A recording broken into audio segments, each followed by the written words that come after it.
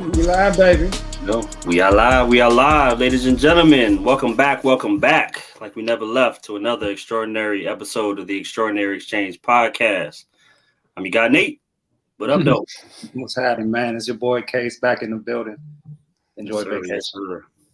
Yeah, fresh off the vacay, man. Happy belated birthday. He was down Yeah, there in Jamaica, at getting it Jamaica. in mind. Yes, sir. It's a good place to be. We Oh, we we ain't gonna say where exactly in Jamaica, that's a but y'all boy. had yourself a time, boy. You had Good yourself a time. time, man. Good time. Good time. But yeah, man, I'm really excited about the conversation we're gonna have tonight. Personally, because I'm in this space by trade, but I'm not in this space making money on an entrepreneurial side like this brother is right here. This gentleman I had the pleasure of meeting about a year ago at a symposium. Shout out to the homie Lawrence. He had was talking about trading and investing. I know E.I.G. We always connected in that community, and this brother was just in the back, just soaking up game, just kind of listening. I knew he knew what was going on, but they gave him the floor at the end, and we just took a quick left.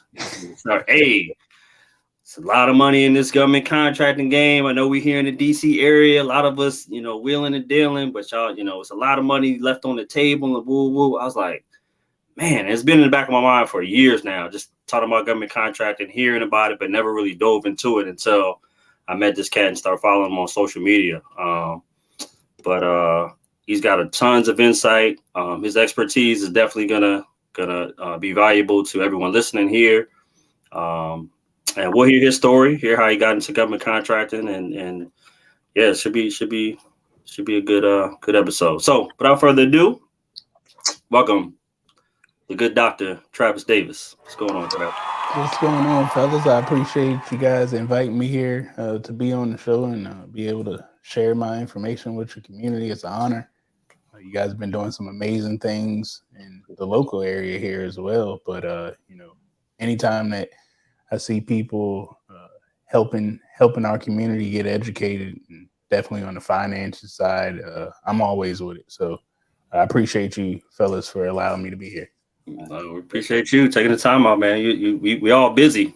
So it's been a few months to make it right here. So we gonna make it worth y'all while. So yeah, just to kick it off, just give everybody brief background, who you are, and how you got into government contracting. Yeah, sure thing. Raised in the Northern Virginia area. Went to Hilton High School, played football. I ended up getting a scholarship to Virginia State University. I was playing around, should have been somewhere else, but I got there. Right. It ended up shattering my leg, and that's when I first found out about contracts. So most people don't know athletes are on essentially option year contracts when they get these quote unquote scholarships to school. Every year they can be taken away. And that came across my table when I shattered my leg. Never forget, I was sitting home one summer, got a knock at the door, certified letter. My contract had been canceled essentially, and it had the reason why. So we fought that and ended up keeping that contract for another year. And I came home, graduated school. Obamacare came out.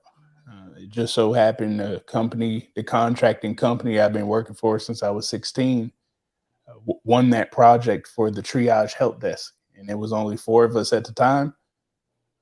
And Obamacare wasn't too good. It broke. And the system needed a whole lot more hands than what was originally thought. So we went from a staff of 4 to a staff of 180 plus. In the company that I was working for, never had that amount of people. Now, granted, since I was there since 16, they knew me, and I kind of seen a lot of steps of business. Not only that, they trusted in me for the knowledge of that project. So I went home, started thinking about running my own business. The next day, I see on a printer, because I was also their IT fixer upper around the office, because I was the young guy. They plugged me in during the summer. They blessed me with a job and whatnot. So I see my name on the printer, and it's the invoice that they're sending to the government for this project that we're on. And I thought I was making good money out of college. I was like $80,000-$90,000 a year out of college. Thought I was killing it, more than my friends. And when I seen how much they were billing for me, I realized I'm more valuable than what I thought. So I went back home again, started studying 1099 contracting, and I took a leap of faith. And I went to the owner and said, hey, I want to do my own thing, but I'm going to contract myself back to you, and you can make $1 per hour off of me because I know I got the knowledge. So once I realized that, went back, they agreed. I asked for 23 employees on top of it. They ended up giving me 32. And I didn't know what I was doing. Not at all. Definitely not running a company. I still got all of my paperwork till today. Like my time sheets was being ran through Excel. Nasty work. I was doing my own invoices through Excel. Nasty work because I couldn't afford QuickBooks Desktop at that time. Was crazy expensive. I couldn't afford it. But as a subcontractor, they didn't look at all of that. The government wasn't asking me for this stuff. It was business to business. So I could get away with it at that time. And took a leap of faith through the struggles, the ups and downs. I was able to make it out on the other end. And I'm always tell people, I almost killed myself 3 times in the process. Like I understand the athletes, when they get a lot of money in their hand, nobody taught you what to do with it. Well, I did $1 million at the age of 25, and nobody told me what to do with that money. So you can imagine what a 25-year-old would do with $1 million in his hand. And I'm not doing any work at this time. That was the difference, because once I got rolling in the business, and I told you I was making $1, they were making $1 per hour off of me. So this was just all money coming to me. I mean, we was getting overtime and everything. But as I started to get around other people with money, they're not talking about how they're going to work every day. They're talking about how they're making sales and they're getting more contracts. And I'm like, well, I'm not finishing the project until 7 p.m., 8 p.m., and I'm getting there at like 6 a.m. because I was taking advantage of overtime. So if I stayed there, I couldn't scale. And it quickly dawned on me, like, I got to get on the outside of the business and stop working in the business and now start working on the business and put somebody else in place to free up my time to go make these sales. And that's what really started opening my mind. I mean, we started doing local government contracts, which is something that I highly advise people on. We did $250,000 in Apple products to Prince George's County government. That was an experience that I learned quickly. I don't like products, but it's trial and error. It's a different customer that most people aren't used to. So during my time, the internet wasn't like it is today. I mean, you could go just look at government contract information. It's all over the place. But at that time, you had to actually go see people to talk about this. And the people who are really doing good government contracting work, they don't want to sit down and talk to you about how to get started in government contracting. So I learned everything on the fly. That's the one thing about me. Not only did I learn contracting for myself, but as I started the process, I consulted to other companies that had all their stuff together, and it enabled me to win for them and see where I was lacking, and then create for myself as I was making money with them, not as much as them, but I got to learn the game, put money in my pocket, and that lowered my expenses, all of my overhead, and it also eliminated all the fear of doing things on my own. But once you get a taste of it, I compare it like the first time I went to the 5-star restaurants, like the STKs and the Joe's Crab House or whatever. Those fancy restaurants as at least minimum $100 per person. I never went there before until I started winning contracts. I don't think I took my mom there for the first time last year. So the first time you go there and you eat that steak compared to the Outback steak, Right.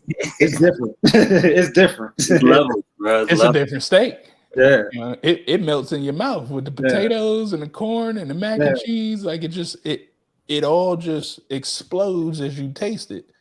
So same thing happens with these contracts. You know, most of us are getting them Outback steaks as a day-to-day check. You know, we enjoy it. It do taste good. Even that $100,000 is still an Outback steak. It just was cooked by a better chef. But when you go over and you start producing NFL contracts, which most of us don't think that we can get because we ain't make it to the professional sports.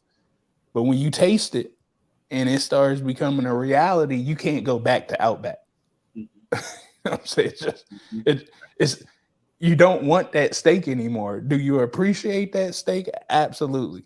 But if I can always get this STK steak, this Joe's steak, I'm gonna go get this Joe's steak instead of that. And that's what happened, man. And ever since then, we haven't looked back. 10 years later, well, it's 11 years later now. I mean, we're still at it. We're still running and trying to help out the community because only 1.67% of the Black population is doing government contracting, and we're the third largest population in America. So the numbers don't add up. We want to change what goes on out here. Well, attack the people, the company that spends the most money in the world every year. Nobody spends more money than the government because ain't nobody got more money than the government. Facts. So if we don't start taking part in this, to me, it's impossible to get change because change comes in the dollar, whether people care or not. So all right, let's get into brass tacks. So government contracting 101. We heard your story, how you got into it, the understanding the contracts from the scholarship. But government contracting 101, if I'm a layman, I'm saying, oh man, my man say I can make $1 million. What is a government contract? Yeah. That is always the hardest part to everybody because government contracting is literally everything. Like every moment that you step outside your house is government contract money sitting in front of your face. Those roads that you drive your car on, that's government money. That sidewalk, that mailbox, the housing project that went up that you live in, is government contracting money. The trees, matter of fact, this is we got a contract for this, but the water that runs off the side of the road needs to get drained to go back into the system for us to drink and whatnot, but it has to get filtered. And I didn't know our filtration system is just rocks. So we just laid down some rocks and, things like that. We don't pay attention to this stuff, so I tell people literally go outside and just open your eyes. It's all government contracts. The paper, office paper, I mean, anything that you want and that you buy, the government wants too, and they're buying. So, I said the outside stuff, but now if I get inside, power cords, monitors, phones, cameras, StreamYard, right? Like they need to stream services, but they can't buy the service. Just go to StreamYard.com and buy it. They can't do things like that. They have to have a license. So you do the deal with StreamYard, you get the license and sell it back to the government. So StreamYard charges you, I'm just making the numbers up. StreamYard charges you $10 a license. You charge the government $15. And I mean, do they want 500 licenses? Well, you're getting paid for that. So it's literally everything: trucking, transportation, aviation. I mean, every single thing is government contract. Okay. Dang. That's why it's the hard part. That's what I'm saying. Like when I say I'm around it, like I work for the government. I work at one of the biggest government hospitals in the world, and I see the transactions happening. But I don't even have to be there. Like you said, you could just go outside. You could go everywhere around us, especially here in the DMV. Like these are transactions happening. Like we jumped in emergency services space a couple of years ago, And now I don't look at, B2C transactions the same anymore. Like anytime I see a POS system, I'm thinking about, how much, what the rate is they're getting charged for that. And you know what I'm saying? So it just opens up your eyes. So me, Nate, regular Joe Schmo, I got a 9-to-5. I don't have a business per se, but I want to get into government contracting. Like, do you have to get certifications? Do you need a degree for it? Like, what's the barrier of entry for someone wanting to get in that government contracting space? Yeah, that's a great question. One beauty about this space is there are no certifications or no education level to get in and get involved in this industry. It's more so getting your business registered. Well, you don't even have to have a business. You can do it as a sole proprietorship. I don't advise that, but I mean, you can. But go get your business registered with the IRS. Get your EIN number, then get your business registered in sam.gov. Once you get registered in there, technically, you can start bidding at contracts. You may win contracts, but now it's coming into the strategy of government contracting, where certifications do come into play. Because there's going to be opportunities that only a minority can get, and you're going to have that minority certification, or only a woman-owned business can get. And you can't self-proclaim to be a woman-owned business. You have to get the certification as a woman-owned business. So that's where that comes into play. But there's I think over 11,000 contracts that come out every day. So not all these contracts require certifications. So if you don't have the cert, just don't go after those opportunities that ask for the cert. But outside of that, we got tons of people that we're teaching who are coming back into the community from getting incarcerated, and we're helping them get into government contracting because here's the kicker. The contract didn't say that you, Nate, have to do the work. It's actually for your company. So once the company wins the contract, if Nate has a record and a background and you can't come on the facility of where the government needs that work to be done, well, you just go hire somebody that can. And you never show up because that's their job. So are you going to make all the money off the project? No, but this is what building a business is all about. We make money off of OPT. I'm sure y'all heard of OPM. Other people's time.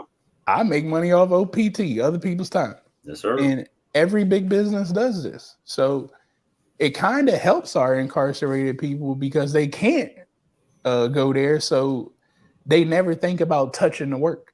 They always have to put somebody else to do the work. So that's the mindset that I want to get people in, because I don't want you to create a job for yourself like I did when I first got started. I want you to build a business. So once you get registered in SAM, start looking at these opportunities. But the kicker to all of this, Nate, is to take your time and research. Now, everybody's going to be want to be gung ho to win contracts, but this is about building wealth. This ain't no get rich quick scheme, but this is a stay rich forever scheme. Right. So if you take your time and research, what I like to tell people to do is follow the money first. So usaspending.gov, you can go there and look at all of the previously awarded federal contracts. I take my time and go through that. And what I'm trying to do is see who's been spending the most money and what it is that I know how to do. I didn't ask whether you like to do it. I said what you know how to do. Because I don't like any of the government contract work that I do. But it ain't about my likes. It's about this payment that's going to come in.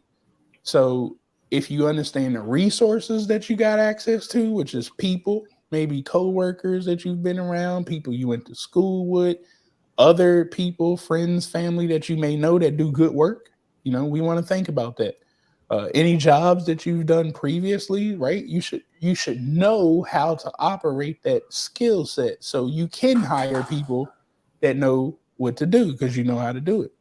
Outside of that, I wouldn't tell you to get into any of the other stuff. Others may tell you to do something. I told you I'm trying to get you to build wealth.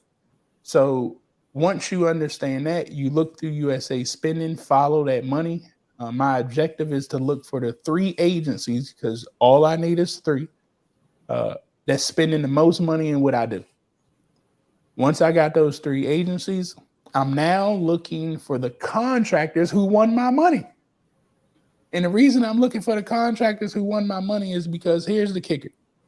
My name's Dr. Travis Davis. Well, I've been cheating my entire life, from grade school to college to here today to business. I'm a firm, proud person of cheating. Okay. Because in real life, we get to cheat. I've never come across a problem that I can't phone a friend or pick up a book or use the internet to get the answer. Only the school system told me I can't cheat. That's all right there. Work actually said cheat. So this process that I'm telling you, once you follow the money, it's also going to show you the award winners. Well, I'm cheating off of that, because now I don't have to think about what my website should look like. Like, your website should look like the people who just won $50 million of your money. Go copy their website, your website. They got green in the corner, you got green in the corner. They got missiles in the bottom left, you got missiles in the bottom left. Whatever it is, we copy. Now that I'm copying that, I'm also paying attention to their marketing, their capability statement, because I'm going to copy that too.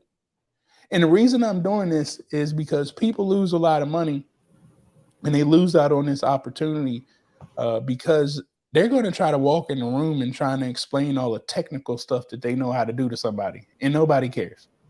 But what I just eliminated is, what words should I use?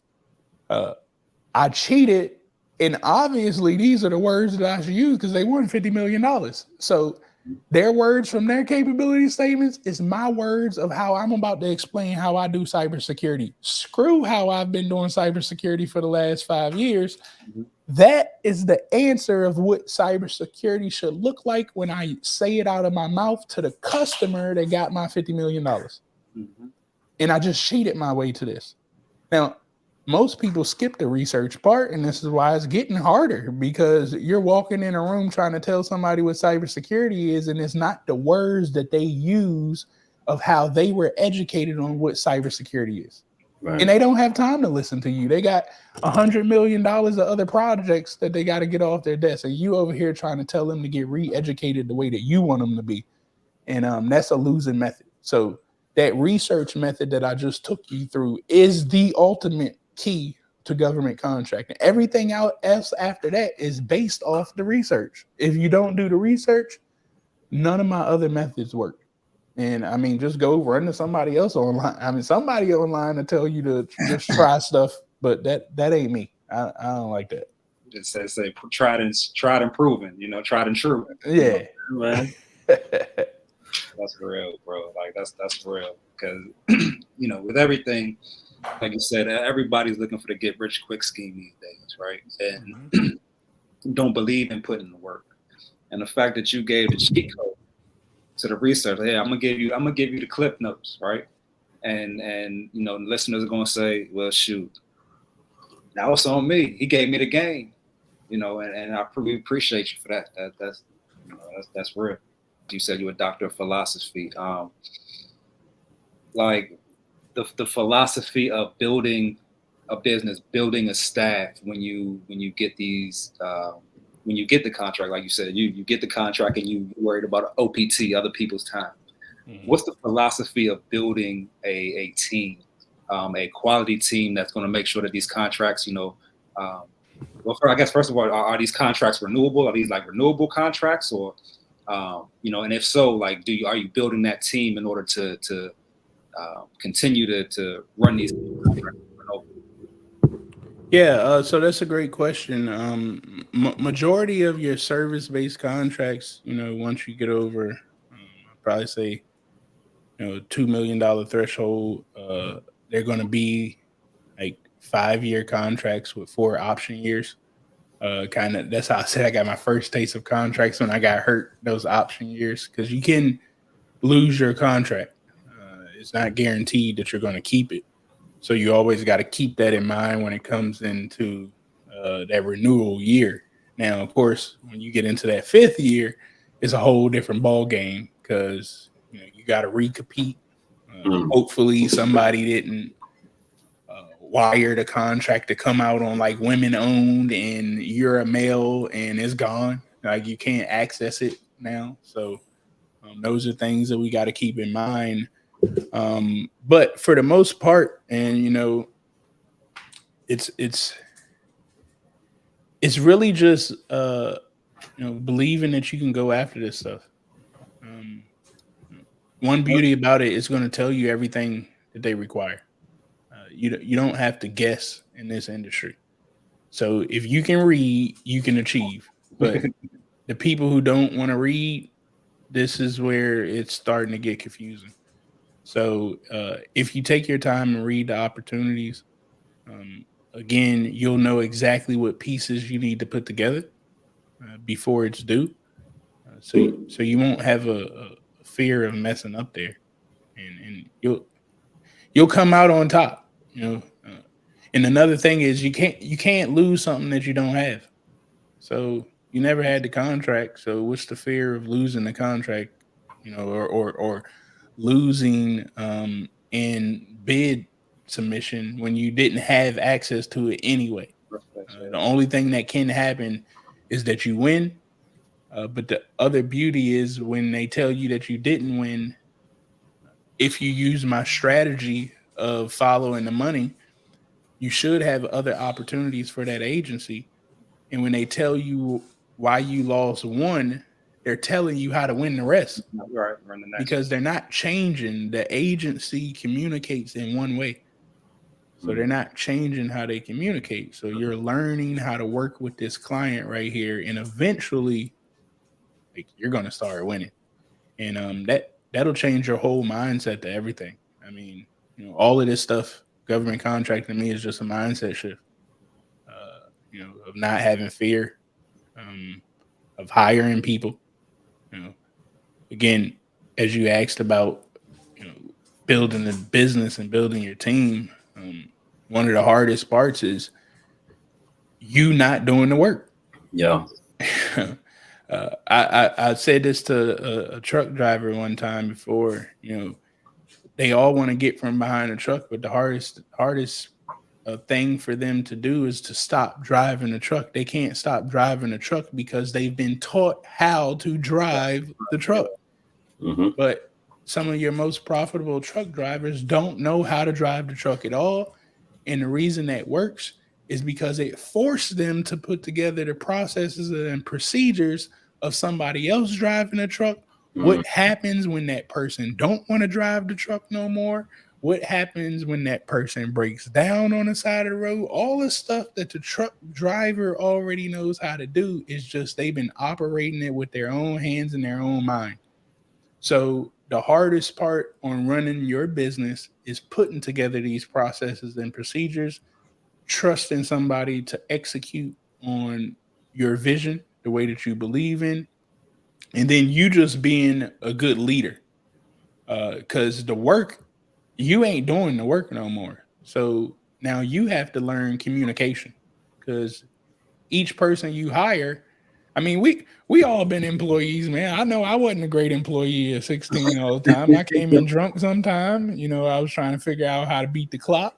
Like all of that stuff that I did. Well, welcome to this side of it. So you're gonna have to be ready to deal with this. And all of the stuff that you did or that you allowed your coworker to do that you knew about, like, let's go. Let's get ready for it because it's about to happen to you. So that's the biggest thing, with running your business is to mentally get ready to lead people and pour into them and be ready to listen to what they say because you got to listen to your employees just as much as your customer because they're the one who's keeping the money flowing in your pocket. So you better listen to your employees, but at the same time, you can't be a pushover to your employees. And you also, heck, I learned the hard way about fire, and I had to go to court because I fired somebody incorrectly as a W-2 employee. But you learn all this stuff as you go. It's again not a fear to put in there, because you can't get to $10 million without doing this stuff. I mean, I know somebody may lie on the internet talking about they made a trade or something for $10 million, but in order to make a trade for $10 million, you probably had to put a couple $1 million on the line. And I don't know where they got that couple $1 million from. Some business had to operate somewhere. So if you plan to get there, you have to be willing to take on these challenges. They're going to come, but one thing that I've learned, and I'm pretty sure I can ask you two gentlemen, have you ever had a time in your life that you said, this is the worst time of my life? Has that ever happened to you guys? Yeah. Go ahead, Case. We going there tonight? We going there? Well, the beauty is that you guys are here. As I asked you that question, you laughed about it and you told me about it. So what that just tells me is that you have the power to get over the worst hurdles in your life. That's because you're right here and telling me about how you got over it. Facts. Right. So welcome to a new hurdle that's going to come. It probably won't be the worst hurdle of your life, or it probably could. But if it is the worst hurdle in your life, you got the power to get over it and laugh and smile about it in a couple years from now and tell the people how you got over the worst hurdle of your life. That's fair. Case is laughing because you sound like me. I always talk about how bulletproof I am because we've been through stuff. And when you going through it in the process, anything, we all do it. From when we were kids and we thought we were missing the party of a century because we were grounded. No one good and well. It's going to be dozens and dozens of more parties after that, right? You get past it and you look back and laugh like, oh, why was I tripping off of that? Right? So then when you do get that next hurdle or that next problem that you got to try to navigate through, as we all do as entrepreneurs, because that's what we are, we problem solvers. It's nothing to you. You're like, all right, bet, bring it on. So Facts. Yeah, that's why he's laughing, because I say it all the time. But so you were talking about getting employees, and it's a few different ways you can play this federal contracting game. You can, like you said, not do the work yourself, outsource it. You know what I'm saying? Get the contract, hire someone else to do the work for you, charge them less than what you're making. Keep that difference. You can consult, or you can go ahead and get that contract and do it yourself. And that's the first time I saw it. So I'm in pharmacy, and we have these truckers delivering our medications every morning on these big pallets. And this dude, I was in my early 20s. This OG must have seen some kind of statement or some paperwork. Like you said, you saw your name on a fax machine. He saw what they were getting paid for the work that he was getting done. And he was like, oh, nah. And like a month later, we ain't see him no more. And I saw him partying down at Howard Homecoming on Georgia Avenue. About a year later, had an Escalade on rims spinning. You know what I'm saying? He was doing it up. I was like, yo, where you been? He's like, man, I'm doing the same thing. I'm just doing the driving. I won a contract, and I was like, oh, so that was the first like exposure I had to it. But to talk about bidding and acquiring these contracts, you kind of gave a blueprint of copying and pasting and cheating, and you hear from the research I've done, like bidding is the most important part of this contracting game. Well, kind of talk about how important the bidding is to win some of these contracts. Yeah, I mean, bidding is a skill set in its own. Pricing is always going to be one of the major things when it comes to contracting. But it really is going to boil back down into reading the opportunity to really understanding the pricing. So a lot of people ask me about pricing, and they probably get frustrated at my answer because I just don't like to lie to people, man. Like I don't want to tell you, put 18% on top of everything. Like that's just not true. I will be telling you a false story, and that's not going to help you. But again, even USA Spending, looking at past contracts that was awarded, like that was in the past. Inflation happens, prices changing, so you can't kind of go off of that. What I do know, I wouldn't go lower than what those prices was awarded. So that's one thing. But there's the craft in it. So one thing that I'll always like to do, I always say, find out what the market's price is. So whether it's product or service, I don't give a damn what it is. If you call enough companies that already do it, this is why it goes back to cheating again, right? You call enough companies to do the work. 3 minimum is what I say. The more you go over 3, the better the results that you're going to get. But the more companies that I can find out who produce that solution, whether it's product or service, and I ask them how much they're going to charge me, they down tell me the pricing. And I could take the average between those. I could go with the lowest. I mean, now it comes to you. How are you going to price this thing out? So that's one way. But the reason I say read is because I don't really like to get in a pricing war. And it's a beauty you're asking me this because I just got this is how pricing works. Okay. How many times have you gotten something from Amazon that was a heck of a price, but the instructions to put it together is trash? Like you really got to read. Well, this is the same thing. So the reason I don't like to compete with price is because somebody may have a lower price than me and better price, but their instructions is trash. So I'm just going to the government and say, hey, I know my prices ain't the lowest, but do you want like some AI instructions that you can click through and you ain't got to stress yourself out? Like it tells you the exact answer to everything, an easy read. It has a warranty to it. You ain't got to worry about it. Like my paperwork and the things that come with it trumps the price. So now you'll hear sometimes they say lowest price technically acceptable. So yes, they have the lowest price, but technically you don't want theirs because my technical side as a whole, like your benefits of coming with me outweigh that lower price. And that's the type of game that I like to play instead of competing with the lower price thing. That makes sense. Get what you pay for. Yep. Get what you pay for. Yeah. And I like how you talked about AI, so I'm gonna kind of pivot with the AI. Like, AI is the top of innovation at this moment, right? Like, what role does that innovation play in your, in the success of your business, and how do you, incorporate that innovation into running your business and providing services? Just real quick, just go to his last post on social media. He'll show you. Travis be giving game, man. So go ahead, Trav. My bad. You follow him on social media.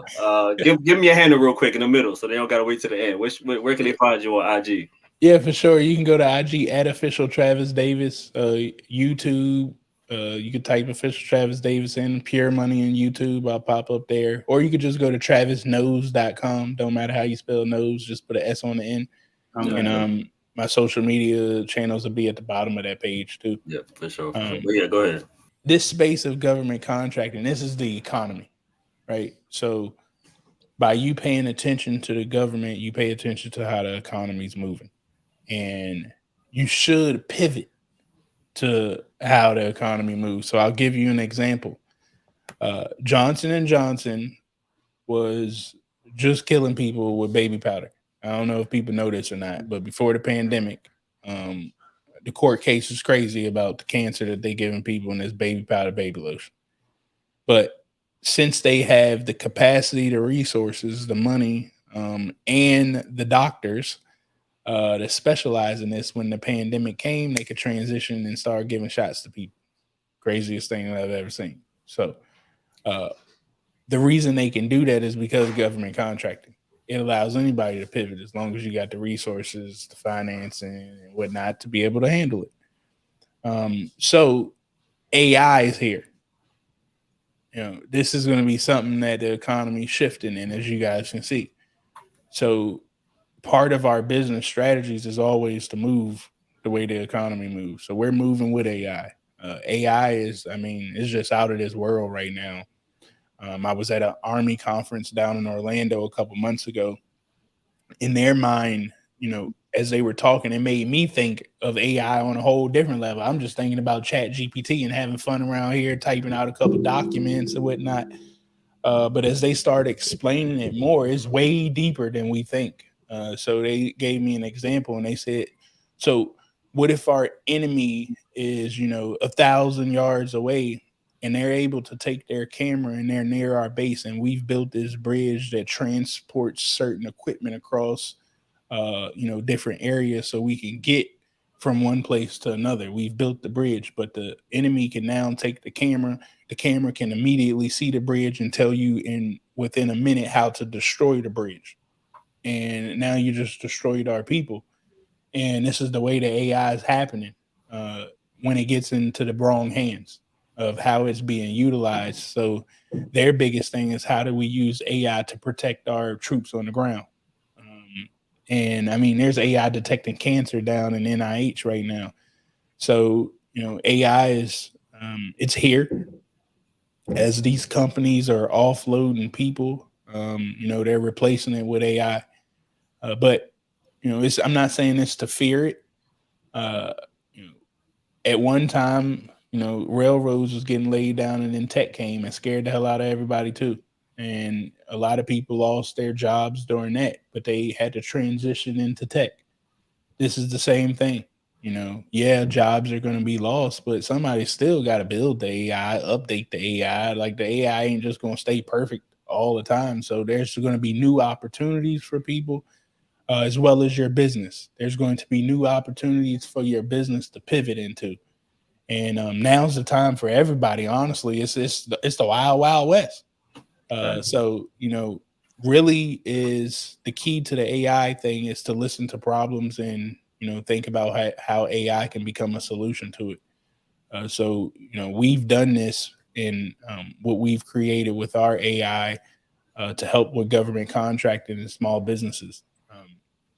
I don't know. A lot of people don't know this. I'm on a call not long ago, and all of your small business programs, your PTAC, which is now APAX, your SCORE program, they're all under the radar now because they're not getting the results anymore. People aren't showing up. These small businesses aren't winning, and it looked good during the pandemic because everybody was sitting at home and showing up on their calls. But the problem is, those little easy steps that they say, like government contracting is just get registered and blah blah blah, and you can do it too. Ain't no contracts coming in, so these people had to go back to work. So their numbers are dropping tremendously fast on small businesses getting involved in government contracting. So uh, we've created the AI to help these people understand government contracting a whole lot better, to do the research for you. A lot of stuff that would cost our small businesses so much money. And again, I know the expenses because I told you I came up in the air. We ain't have the internet, so I had to take on all these expenses.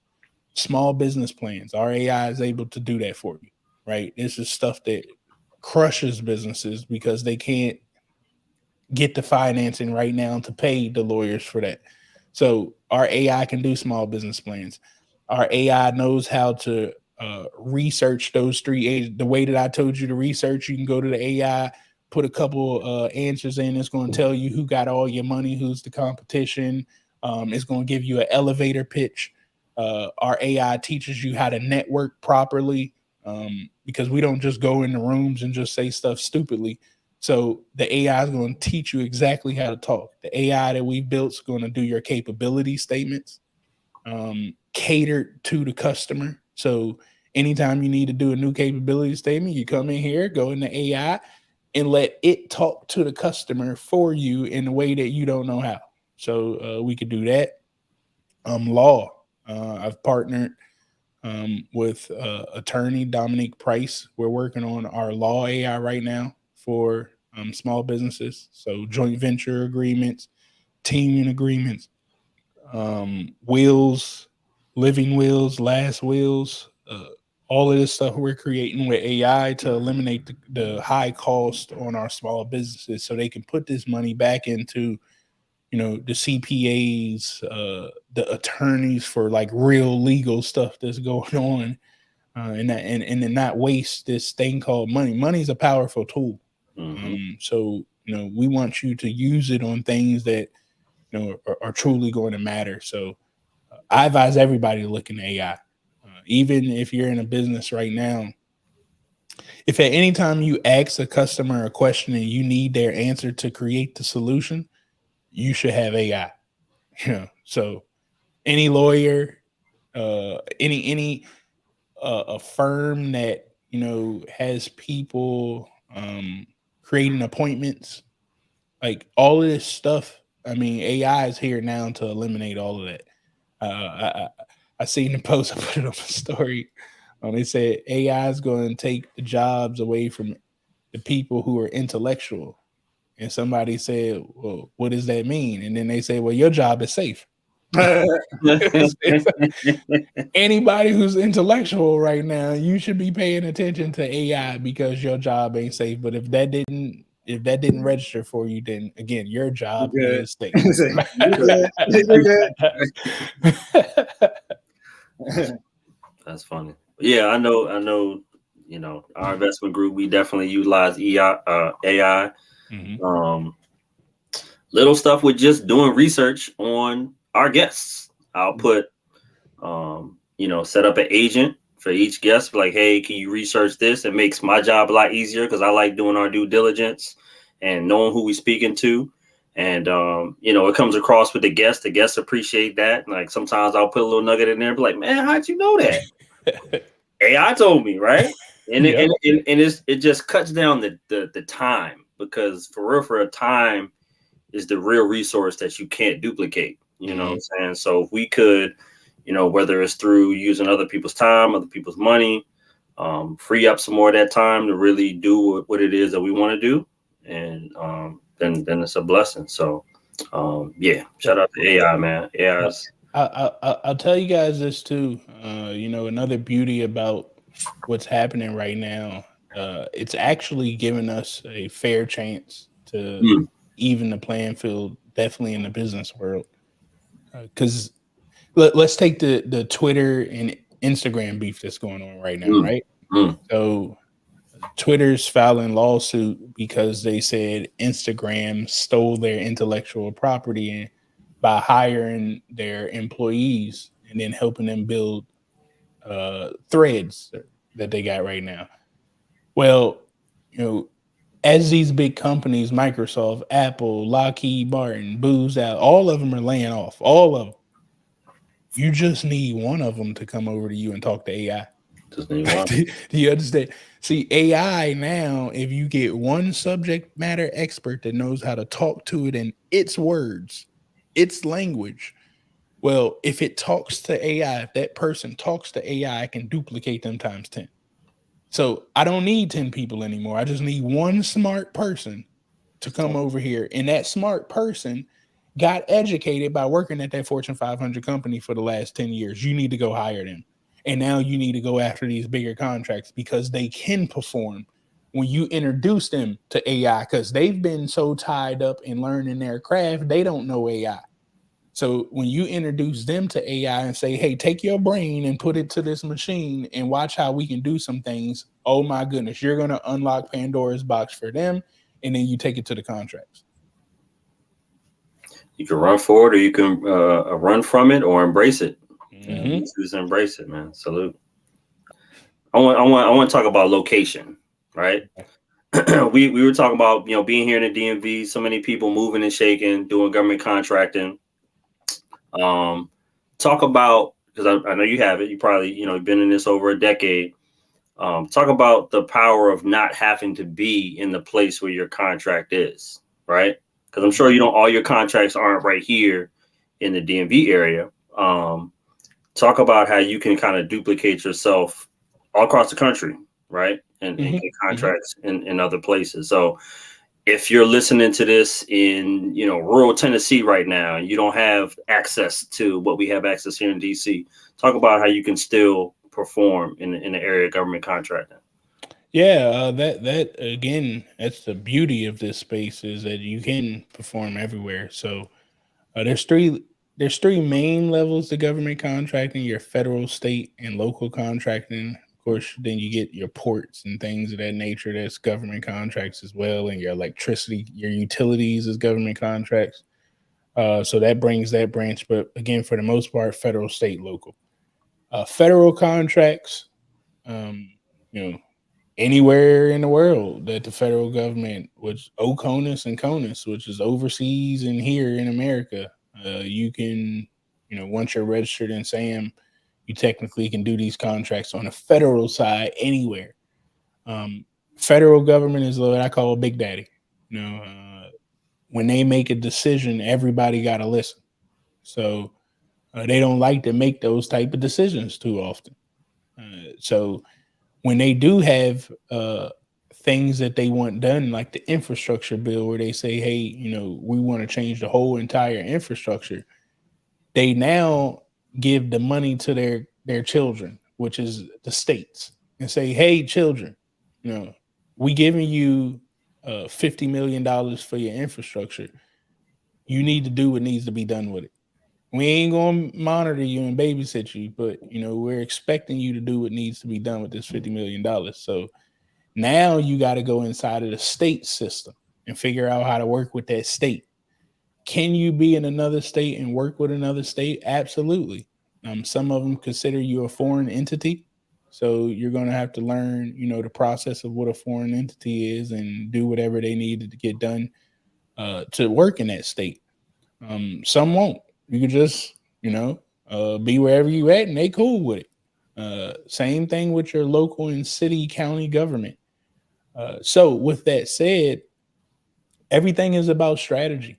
So, we want a contract, a help desk contract. And the reason that we want it is simply because, I don't have any children or anything. So I'm flexible on, the things that I could do opposed to somebody that got 3 kids and running a business with a wife and, they can't do the stuff that I get away with. So one of the reasons I got away with this contract is because I literally opened up the map and I looked at in the United States who had the lowest minimum wage. And at the time, Fargo was North Dakota, South, whatever Dakota. They had the least. Well, since the help desk time, everything was transitioning to like the internet. Even your phones are over IP now. They're not hardwired in anymore. I knew this could work with the software. So I flew out there, set up shop for 3 months. I mean, paid for the hotel, got the office, like the WeWork space, got that so I could bring people in, and we sat down, taught them how the whole system was going to run and operate. And, once I felt confident, put a manager in place, I left. And I didn't have to go back there anymore. We kept that project for 6 years.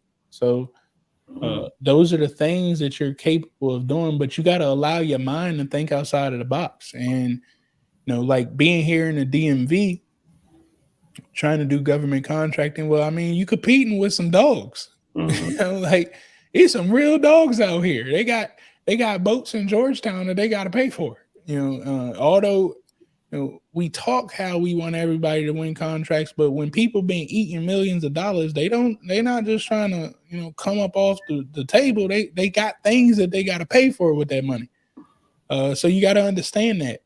And sometimes it's not great to be in a place where everybody is, because you're increasing your competition. So what I love is the middle of the United States. I mean, the middle of the United States is a gold mine. And the reason why is because 9 times out of 10, these state and local county laws say that business need to come from minority-owned businesses. And now we start getting into strategy. So let's take gas, for instance. We was consulting with a company with gas, and, we advised them they own gas. I learned so much about the gas industry, by the way. So gas can't travel over state lines for taxes.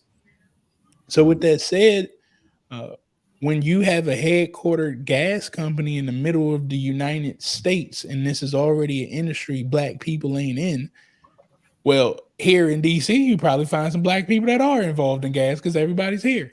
But if I go to the middle of the United States to set up shop, you probably going to be the only Black person with gas. So now if your headquarters is located there, you're the only Black person with gas.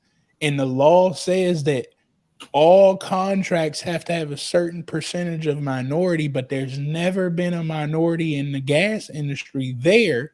The minute you open up your doors and register, everybody got to come through you now. Every single contract now has to come through this one minority that's sitting there in this industry. So what type of industries is this? Gas took me to them. The gas industry, the aviation industry. We don't own none of this stuff. Manufacturing, agriculture, like on large scales. Because I seen black farmers, but they only worried about their local community. The government ain't got no time for that. They want you to do things that most black farmers don't want to do. They want you to spray stuff on vegetables so they can keep it on the shelf a little bit longer. They want you to farm fish inside of a tub that could be at mass quantity very quickly. You ain't worried about all the sanitary and all that. Like that ain't what they asking for because the people got to eat.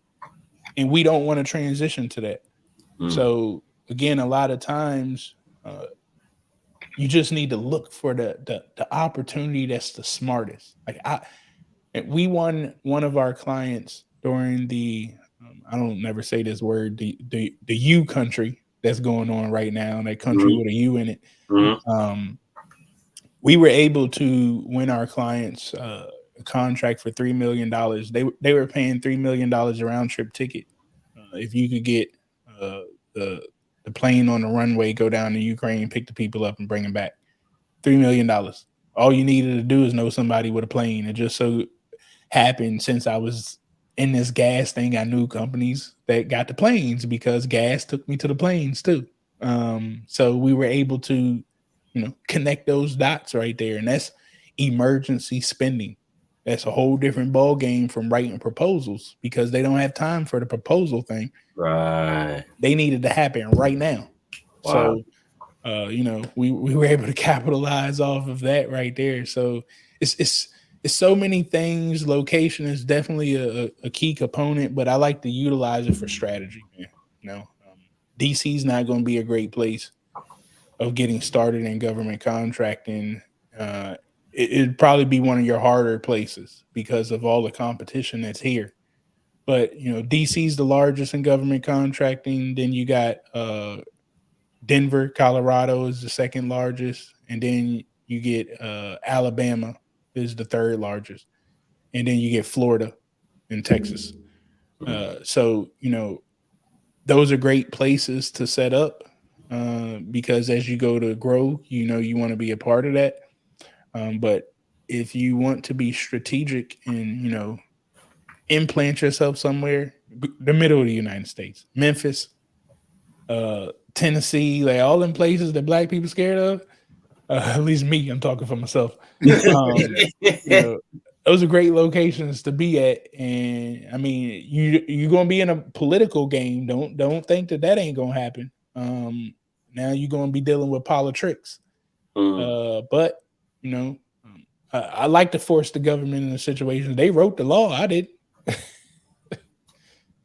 That's fair. They wrote the playbook. We just got to learn it. That's it.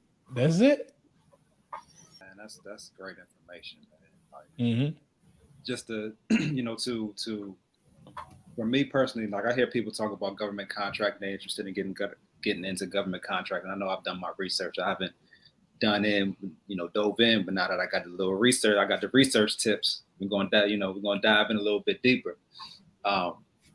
From the standpoint of getting started to the standpoint of the money you could make and the standpoint of building the business, when we talk about being an entrepreneur, like that's the idea, right? Like being able to build a big business, no matter how big, how small, whatever, but and being able to make that money and knowing that there's a source, like you said, that Uncle Sam got the most money in his pockets and he got a big pocketbook. And it's guaranteed. Guaranteed, yeah. So to be able to tap into that and to be able to gain that knowledge and provide that knowledge, man, I'm indebted. I appreciate you for that. No doubt. You don't know what you don't know, and we've only been taught to work for the government. We haven't been taught that we could be a partner to the government. When we talk to our community and government, the only things that come in mind is all negative components. But there's this one positive that, the more we talk about it, the more we try to change the definition of government in our community to this positive thing called this cash flow. just pure money. That's the whole reason why I call it pure money. And just that, that is helping me to change the definition of government, is the term pure money. And I'm not sure about you guys, but were y'all raised off drug movies? Yeah, it's the Yeah, number one, baby. everybody in our community was. Yeah. I just turned 40. Part of my age. I just turned 42 the other day. So that's all I know. That's all we grew up with. That's all I know too. So Either the movies, or you might have been in some environments where you've seen some things too. Maybe not on a bigger scale. Yeah. I was in both. So right. one thing, growing up, like, I wanted the athlete money or the drug dealer money. One of the two, but I wanted to live them lifestyles. And in the earlier days, I tried to do both. But when I started changing my mind and really started understanding real business, that we could do exactly what these companies do, the only thing that could come to my mind was pure money. So the drug dealer movies, each one of them usually have a storyline where there's the worker on the block and he wants to take things to the next level. And the only way to get him to the next level is to go get the resource in its purest form. You got to find it in a pure form. So once you can find it in its rawest, purest form, you make the most money out there. Nobody can make more than you. So then I said, well, why aren't we looking at money the same way? So money in its purest form starts in the Treasury Department. Like, they have a printing machine. That's the rawest form. Well, the Treasury Department is the federal government. When the money leaves the federal government, now granted they're using computers and stuff now, but when money leaves the federal government, it only goes a few places. It goes to the banks for them to distribute it out to the community who's getting loans, as well as businesses who are getting loans. And the other place, two other places it goes to, is to the other states so they can distribute it out to the same place that the federal government is distributing it to, the third place, which is the contractors. So I can't be the bank. I mean, I can, but I don't want to. I can't be another government agency, but I can sure enough be a contractor that distributes it to the people, which the president has been asking for everybody to do. They run off this. They call it new jobs. So pure money came into mind because I want money in its rawest form so I can do the cutting. When I cut it, it's with jobs. I control the cutting of the product. I control how my community eats off this product, just like the drug game that they put in front of our face. But this one ain't killing my people. This one is taking my people to a whole nother light. I'm starting to show them the things that we can do legally. We can get this drug money legally. We can operate a drug business legally. And it's flowing just like drug money did because we got it in this purest form. And that's what I came with the whole pure money thing. So we start to switch our mindset. That analogy, bro. Like, I just got, I don't know if you got a background as like a preacher or a rapper. They good with their analogies, bro. You was woof. I like how you broke that down, man. That's crazy. That's great. But that's exactly what it is. And when you was talking about, folks coming home earlier in the episode, a lot of times it's because they were doing, they were middleman in the situation, right? Yep. They were the middleman. Like, that's all we do in a government contract. A lot of time we be the middleman between the government and the resource that they can't use themselves. Yep. So we in our community, we love to put people on too. Like, we love to be that go-to person, right? That glue guy, right? So that's all we doing, man. Just government, and the government, like you said, I think it's 23%. Even more now with this administration, but 23% is always going to be the bottom line. Right. 23%. Like, that has to 23% of that budget of those trillions of dollars on the federal level needs to go to people that look like us in our community. So they begging for us, man. We be talking about reparations, man. Like, we don't We don't need the reparations. We can get it ourselves. It's right there. The pipeline is right there. So That's our 40 acres and a mule. That's our 40 acres and a mule, fam. It really comes. So,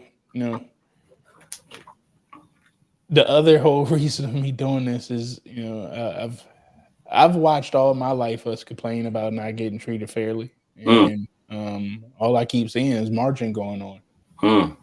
One day I sat down and I said, well, wait a minute.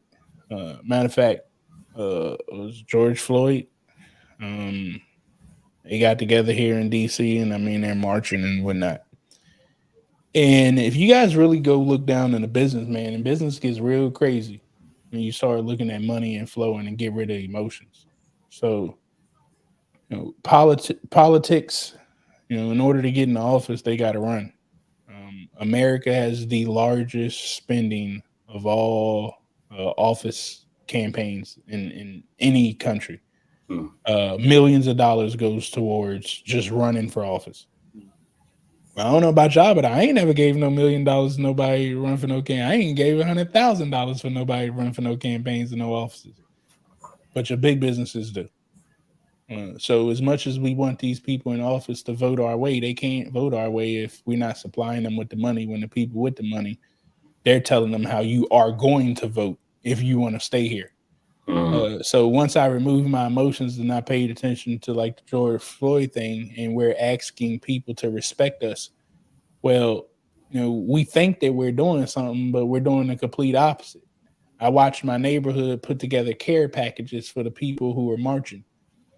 Well, when I looked, they spent over $500 in juices and chips and just this little nicky knack tack stuff. Well, I mean, think about all the other people that did that. So the people that you complaining to ask for change, you just made them millions of dollars. Why would they change anything? And the politicians who you're asking for them to change, well, they can't, because they need that millions of dollars that you just made them companies to come to them to run for office. So, when you really start looking at this space, you get your emotions out of it and you realize, like, wait a minute, these companies own everything. The hotels that these people are staying in, the flights that they got to fly to come march, the gas that it takes to drive down there, the cars and the automobiles that you get in. Like, we're not getting any ROI on this stuff. It's just making the rich 10 times richer. So if you notice during the pandemic money, every big business company shot up. Made more money. Because we spent it. We gave it right back to them, and then you wonder why things ain't changing. Right. Well, here's the change. Because all of those big businesses do government contracting. And, one thing that I know, I believe in, I don't know when the day is going to come, but the man upstairs brought me here for a reason. These companies never expect, and I can say it on live because they still don't expect it. They never expect 10 to 20 thriving Black businesses that are doing millions of dollars in government contracting to sit down at the table, work together, and then say, hey, that $100 million contract that Lockheed Martin just got, we going after it now. We got the capacity because all 20 of us came together. We formulated one business through a joint venture agreement, which is completely legal. And now through that joint venture agreement, everything that everybody has ever done comes into one. And now we look like $100 million business on paper. So you can't tell me why you didn't award these small businesses that $100 million contract that you keep giving to them big boys, because the rules say small business is supposed to have a fair chance. The issue is small businesses don't do like what is it? I forget. Where they got the earth, water, fire, they all come together and combine. The planet. The planet. Like, we don't all come together and combine in this one. We are Captain Planet. Like, now we don't have to keep going after $2 million contracts, $500,000 contracts, and be excited when we get like a $30 million No, we can go straight after $500 million, $1 billion, $3 billion, because Captain Planet. It's not that hard, but it is that hard, because as easy as I say this, it's very difficult to get 20 people to sit down at a table and agree. it's too many chiefs, especially when we start talking about that type of money. Mhm. Everybody feel like, well, I didn't already put together a solution to make $5 million. Well, I need to listen to you. So that's the hard part, but that's what they do, whether we know it or not. Lockheed Martin is cool with Booz Allen. Booz Allen is cool with KPMG. They all cool with Mantech. The person who started Leidos came from Lockheed. I mean, it just gets crazy. And they're working together and we're not. And that's the part that's going to change. Definitely before I leave this earth is going to change because I won't shut up about it. Let's get it, man. I mean, E.I.G, we 12 black men that kind of put our resources together and created this amazing entity. And we're inspiring people to do that. And you keep talking that talk, you will inspire more people to get into that space and, form together like Voltron too, man. So that's good stuff. So real quick, you briefly told everybody where they could find you. You could tell them again. Also, tell them about the GovCon cheat code because you got 7-day challenge, you got year challenge. You have a course. You're educating people. They can tap in with you and get all this game that you gave just here on this our podcast and much more. Kind of talk about that, how people can tap in with you and get all this knowledge. Yeah, sure thing. GovConCheatcodes.com. That's my baby right there. As you guys know, I'm a cheater, so it's only right that we created the cheat codes to this thing. And what we have over there is a bunch of information on government contracting, as well as you can access all of my social handles too. But we have a 7-day government contracting challenge. I usually do them live, but I do have the recording that you'll keep access to for 30 days, as I haven't been doing them live here lately. But this will help the beginning person who doesn't know anything about government contracting learn my methods in 7 days. You'll learn everything that needs to be done to start winning your first contract, and you really just need to follow the steps that I give you and believe. So after that, I realize some people may pick it up in 7 days, but a lot of people are going to need to be held by the hand through the process. And when I say held by the hand, just have somebody there that you can ask questions to. So that's when our 1 year comes into play. And our 1 year, I like to tell people the purpose of it is because it's so much information in my 1 year course that you don't need it all. But again, as you go through this process, you're going to come across hurdles, and I got a video for that. That's when you go back into the back office and you say, let me watch that video on this hurdle that I got and now learn about that. But don't you go learn about all this information right now, or your head will explode. So when you read the opportunities, you see it. We have all the information to help you out there. Not only that, in our 1 year, we provide monthly calls with me. So the last Monday of every month, I tell them this is where it's your opportunity to be stingy. Don't come to me talking about what is government contracting. You need to come to me talking about your opportunity and what hurdles you face so I can help you on that live get over it. So when you hang up that call, you can start taking action and moving forward. And we do this every month. So that's where that's going to come into play. And I have a bunch of templates to help you as far as building your pipelines out and networking and things of that nature. So that's our 1 year program. Again, all of this can be found at govconcheatcodes.com. We have our AI bot, which again, man, you should really utilize this thing. And it's not just to help you out with government contracting, but everything that I teach you guys is about generating wealth. So as I'm teaching you this stuff, you don't just learn it to do government contracts for yourself. You also learn how to be a consultant. So with this AI bot, you're not just using it for yourself. You're using it to become a great consultant out there in them streets. Imagine when you go to these companies and you got all this stuff printed out to say, here's some stuff that you didn't know about your company that I do.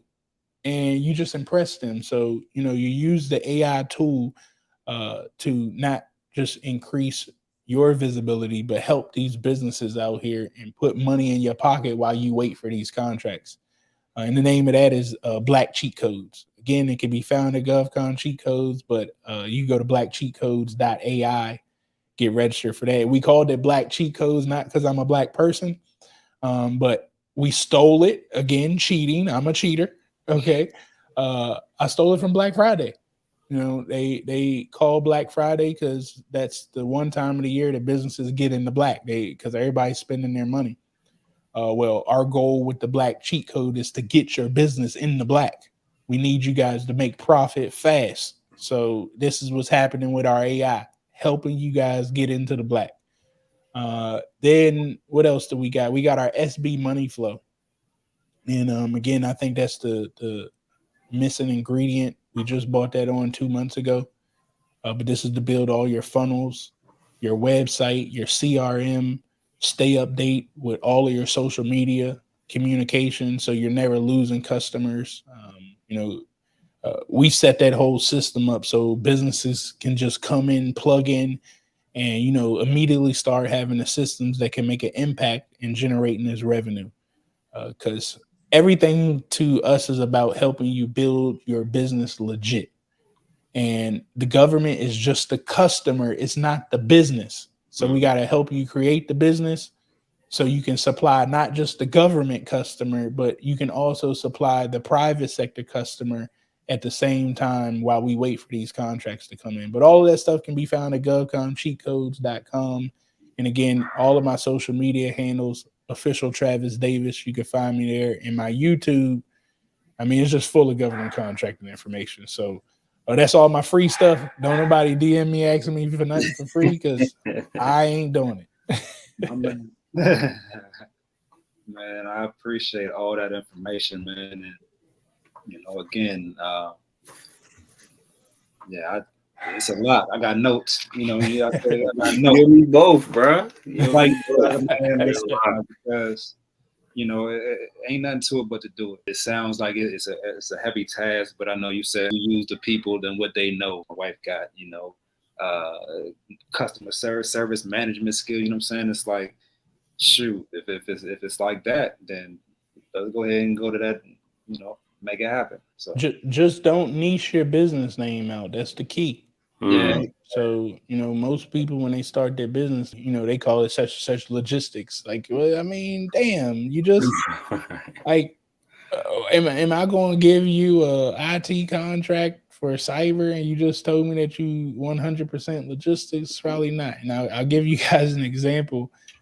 I had a guy. I mean, he's working with space. He's NASA, really engineering, aeronautical engineering, or something like that. Yeah. So that's what he went to school for. And I mean, he's a master. That's what he loves. But he got involved in government contracting early, and he took the easy route that everybody was telling. Like, cleaning contracts is a dime a dozen. I mean, you just get cleaning contracts left and right. So he became, honestly, a master in cleaning contracts. He was doing $8 million in cleaning work. Great, but an opportunity pops up and he calls me in to consult to him to go after this NASA contract that he really truly wanted to do. And I mean, he had all of the skills to do it. And I had a relationship over at NASA, and we did everything that we could do, submitted the bid. I mean, I thought we had it won.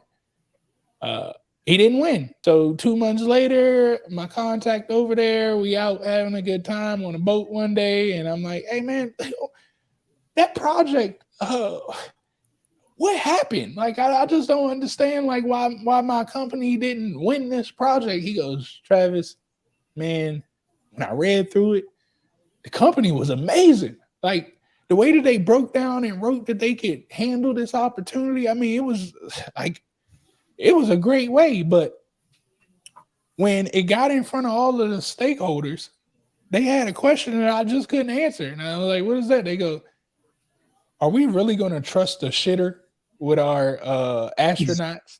I had to look at him and I go, well, you know what? I guess you're right.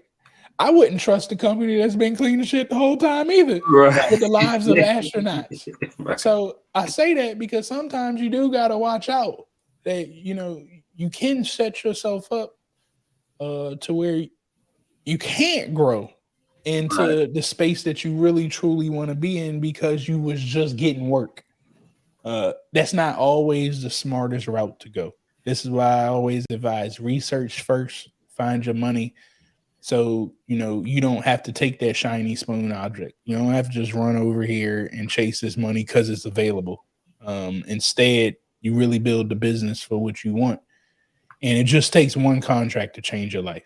It ain't going to come overnight. This is why we do teach the concepts of generating revenue in other ways until you figure this contracting thing out. Because when it rains, it pours. And you keep cracking away, it's going to rain. And if you crack away smart and strategically, it's going to pour when it starts raining. There you have it, y'all. There you have it. I mean, this is an industry that Jeff Bezos takes advantage of. You know what I'm saying? Elon Musk, they take advantage of. These Fortune 500 companies take advantage of. So why would we frown our nose up and say that it ain't for us? So tons of gems, tons of information here. This was one for the books. This was one for the books right here. Dr. Davis, we appreciate you tapping in with us on the Extraordinary Exchange podcast. We'll have all this information in the notes below, regardless of where y'all find us at. We're on all the major streaming platforms, and you can find it on YouTube as well. But tap in with Dr. Davis and his folks over there. They get you squared away. And again, we appreciate y'all for listening. Me and Case at 2 of 12 in the Extraordinary Investment Group that powers the Extraordinary Exchange podcast. And we will catch y'all on the next episode. All right. I'll let y'all appreciate it, fellas. Appreciate it.